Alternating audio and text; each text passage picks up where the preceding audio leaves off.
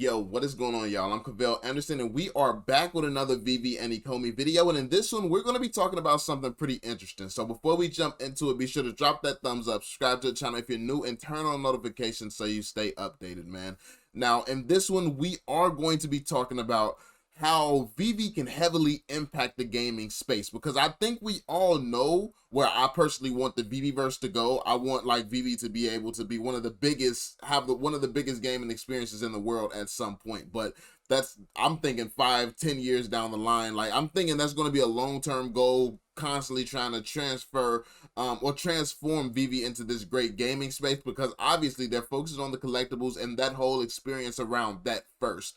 Now, I think that gaming and going heavy in gaming is going to be one of those things where it's like, okay, there's nothing left to do at this point on the collectibles front, so let's just go hard into this space, because it's the next level of progression in my eyes. But one thing that I think I heard Trevor say this, and then I heard David and Dan talk about how they want this to be Ready Player One, and it just never really registered on how huge this could be. So when you think back to Ready Player One, you see things in there like the guy from Halo. You see the guy from Halo. You see these different characters that they have all in this metaverse. And then you see VeVe here, who already has a ton of different characters. So when it comes down to partnering with these games, it would be very, very valuable for these games to partner with a project like VeVe, because a lot of these games can't secure licenses with Marvel and all the licenses that VeVe has. Like, you have some games that have certain licenses and seems to be able to secure damn near any license. Like Fortnite. Fortnite is big enough where it secures a lot of licenses. It's had Star Wars on there. It's had Marvel. So clearly they have a Disney license. So they work with Disney, very closely with Disney. But you start to realize the value that, let's say some of these games starts putting some of their characters on VeVe and have that partnership and relationship with VeVe, and they work together in some capacity. At some point, there's going to be a lot that even VeVe can offer to these games. Like, even if the game is big, like Call of Duty, like Fortnite, you'll be able to, VeVe will add an aspect where the things that you could add an aspect where the things that you buy in these games are actually still valuable, and it's not just a waste of money, a waste of time. So I can see a world where VeVe partners with some of these brands like Trevor suggests, but at the same time, that's just early on, where that's just one part of what they do, but they're also still building their own metaverse, this whole inclusive gaming experience and things like that as well. So I can picture both. Like, why limit it? Why not work with other games? Because you have licenses and assets that's going to make other games benefit from working with you, while at the same time you can still create a great game yourself. So I never really saw it both ways. It was always just, okay, great gaming experience here. But Ready Player One, that world, did partner with other characters and other type games and stuff like that. So this is just something that came to my mind, and I just started thinking about this, thinking on it a little bit more when I heard David talking right here. So we're going to listen to what David says. But yeah, it just started registering what Trevor was saying, and then what I've heard them say about Ready Player One. Like, it just all started registering listening to this. So yeah, let's check this out, and yeah, let's see what he says. And I think most people don't realize how big the e-commerce industry is.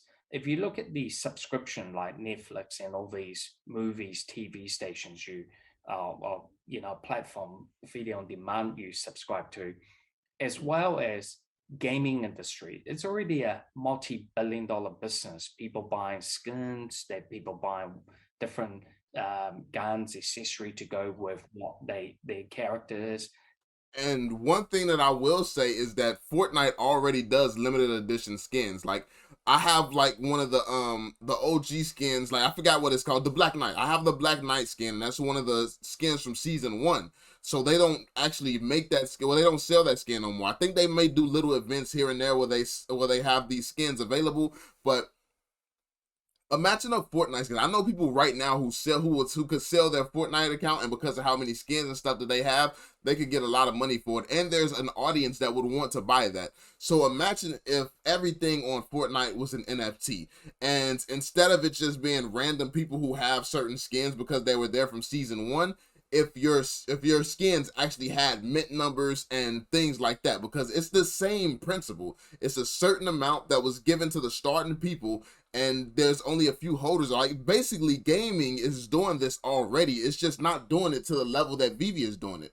So partnering with a company like VeVe to put your, first off, put your what you have next to real valuable licensed collectibles from some of the biggest brands in the world, that's valuable. That's a valuable look for any game, because it does not matter how successful a game like Fortnite is.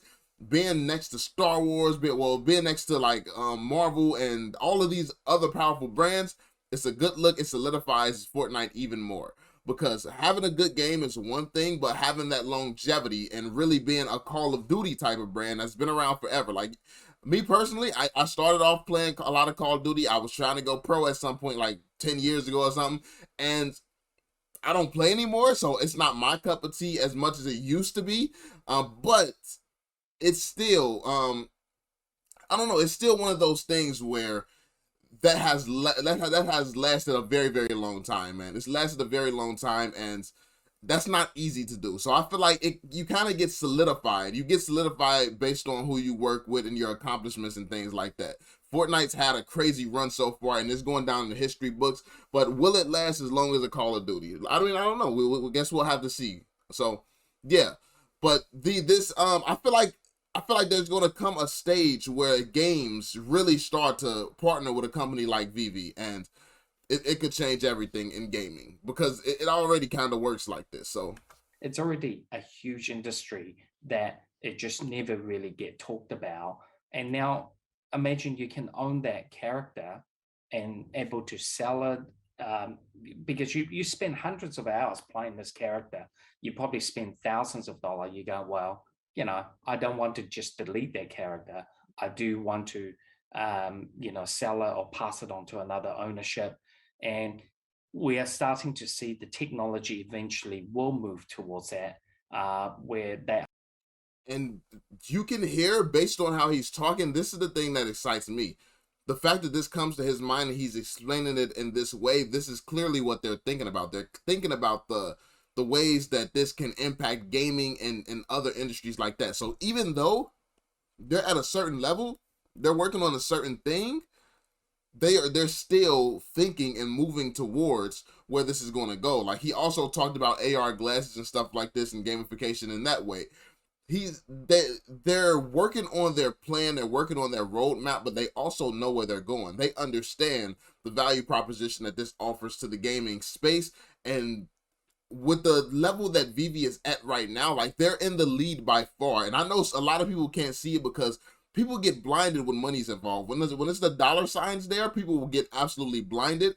But once all this big money around the NFT space crashes and people actually see and understand what an NFT is for, and not just these quick flips, people trying to make a quick buck, it's like, once people actually understand what truly makes something valuable, VeVe is going to stand out so heavily that, it's going to make waves through the world. Not just how NFTs is making a lot of people money right now, because NFTs is still one of those things where it's like, yeah, I mean, but you could be the one who gets something useless and worthless, and like, it's something that people can be fearful of, which they should be. You don't know what's going to be valuable a year from now, or you don't want to be the one left holding this stuff that's in the NFT space right now. The stuff that's out here in the NFT space, it's a gamble. You don't want to be the one holding the majority of this stuff. But when it comes down to VeVe, you can damn near be left holding anything, and because the power of these licenses, chances are you're not going to take too heavy of an L. So it's just a difference in level here, and VeVe is clearly on top of the game because they're forward thinking like this, like how this can impact the gaming industry, and they're already thinking and seeing that. Like, you can tell he understands, like, he fully understands what VeVe is trying to accomplish here. And I think the impact in working in gaming while also having your own gaming aspects, I feel like VeVe is going to be the full package here, man. That whole virtual commerce will be interruptible. That's awesome, seeing those two worlds smashed together. I was going to say, the younger me playing Halo would love to have kept whatever my soldier was with all his armor and everything and show it off when people come over. But somehow I don't get time to play video games anymore. But anyway, sure.